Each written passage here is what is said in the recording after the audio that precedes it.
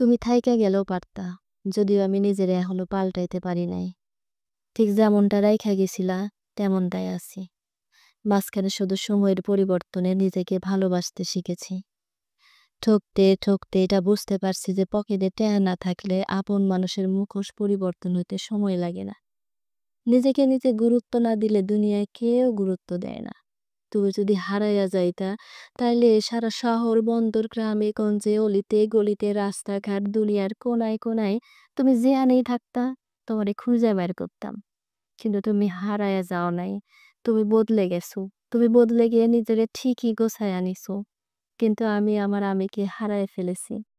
মাঝে মাঝে তোমার এই অভিশাপের বদলে ধন্যবাদ দিতে ইচ্ছে হয়।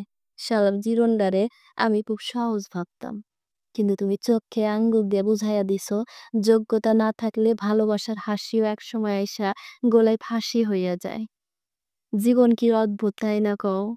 কত মায়া, কত মমতা, কত ঘর বাঁধার স্বপ্ন, রাত জায়গা ফুসফুস কইরা কথা বলা, মোবাইলের চিরচেনা নম্বর, রাস্তার পাশে তোমার জন্য অপেক্ষা করা, এক পলক দেখার জন্য দাঁড়ায়া থাকা, সবকিছু মিথ্যা হয়ে গেল। এমনটা না করলেও পারতা তুমি। সব স্বার্থ বাদ দিয়া তুমি থাইকা গেলেও পারতা। তুমি থাইকা গেলে মাঝরাতে চোখের জালে বালিশ ভিজতো না। সিগারেটে টান না দিয়ে তোমার কপালে চুমো খাইতাম। এই ছন্দ ছাড়া জীবন বাদ দিয়ে আমি একটা চাকরি খুঁজে নিতাম।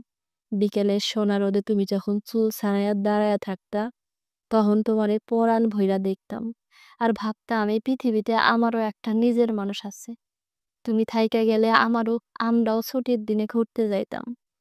সারা শহর তোমার হাতে হাত রাইখা হাজার মানুষের ভিড়ে তোমারে আগলাইয়া রাখতাম।